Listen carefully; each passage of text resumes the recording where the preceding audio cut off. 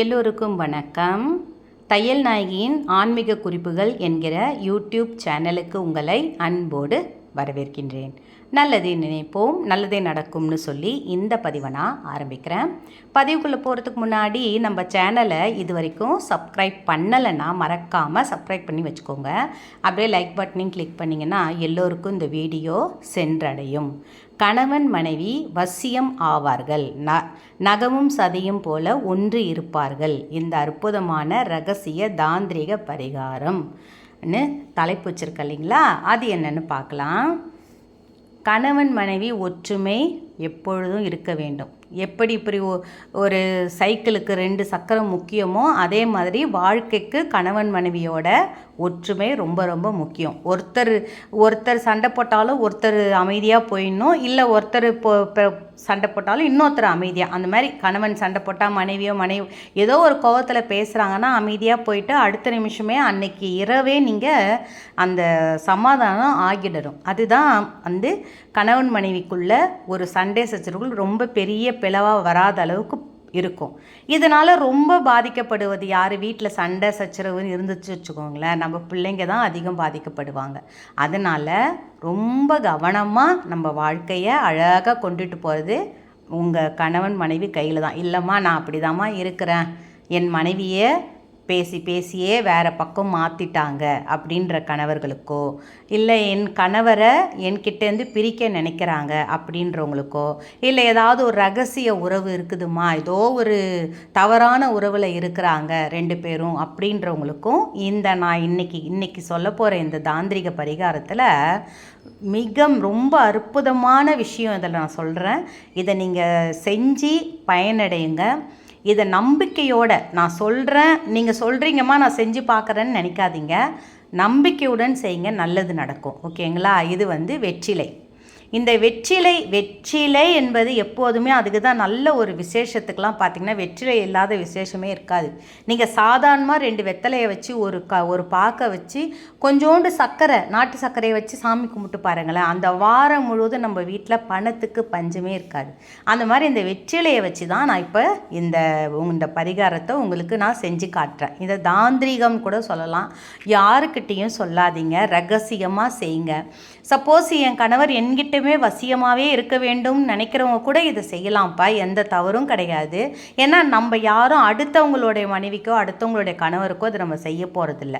நம்ம வீடு நல்லா இருக்கணும், நம்ம குடும்பம் நல்லா இருக்கணுன்றதுக்காக தான் இதை செய்கிறோம். சரி, அடுத்தது என்ன வீடியோவில் பார்க்குறது என்னன்னு பார்த்தீங்கன்னா ஜாதிக்காய்.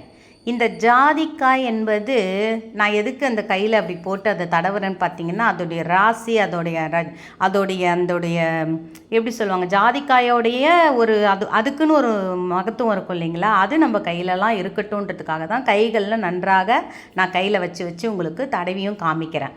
இப்போ இந்த ஜாதிக்காயில் ஒரு ஜாதிக்காய் நீங்கள் இதை செய்யறதுக்கு முன்னாடியே இந்த வீடியோவை நீங்கள் பார்த்துடுறீங்க.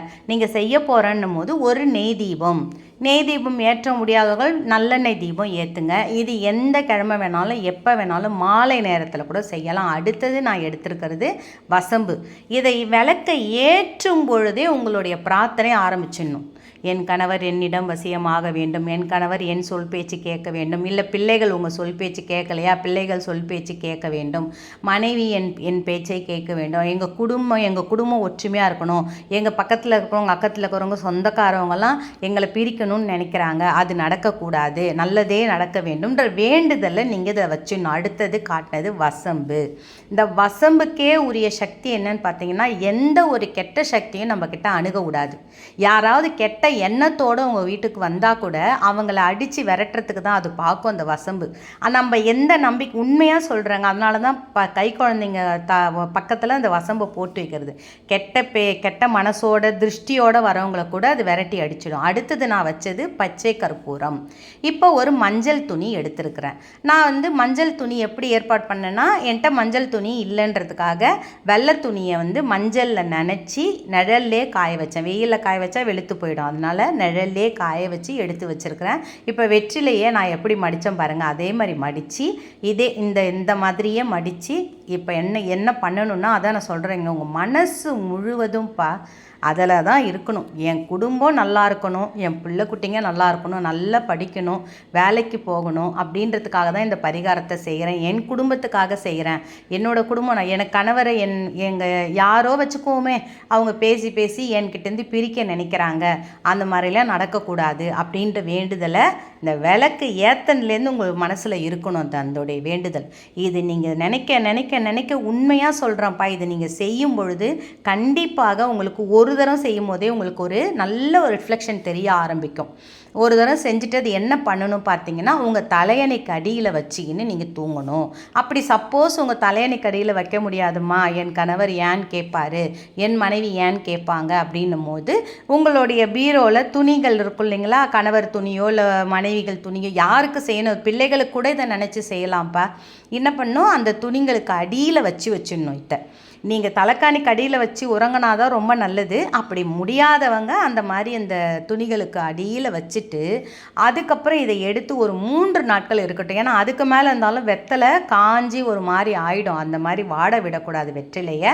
3ஆம் நாள் எடுத்து இதை கொண்டு போய் தண்ணி ஓடுற தண்ணி தான் துணியோட போட்டுருங்க. இல்லை தண்ணி நிற்குதுன்னா கூட அந்த தண்ணியில் போடலாம், தவறு கிடையாது. அதாவது கோவிலில் குளம் இருக்குது அப்படின்னா அதில் போடலாம். அப்படி எதுவுமே இல்லைம்மான்றவங்க ஒரு தொட்டியில் மண் தோண்டி அதில் புதைச்சிருங்க. வெற்றி நிச்சயம். வாழ்க வளத்துடன்.